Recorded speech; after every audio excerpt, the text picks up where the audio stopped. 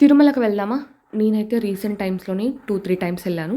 But ఈసారి చాలా special అనే చెప్పాలి. ఎందుకంటే నాకు చాలా కొత్త ఎక్స్‌పీరియన్సెస్ కొన్ని జరిగాయి. అవన్నీ మీతో షేర్ చేసుకోవడానికి నేను ఈ వ్లాగ్ స్టార్ట్ చేశాను. స్లీపర్ బస్ ఎక్స్‌పీరియన్స్ అయితే నాకు ఫస్ట్ టైమ్. బస్ గురించి చెప్పాలంటే మాత్రం నాకు ట్రైన్ కన్నా, కార్ కన్నా కూడా బస్ చాలా కంఫర్ట్‌గా అనిపించింది. పిల్లలుంటే అప్పర్ బెర్త్ అయితే బుక్ చేసుకోకండి. కొంచెం ఎత్తేస్తుంది, కింద పడిపోతామన్న ఫీల్ ఉంది.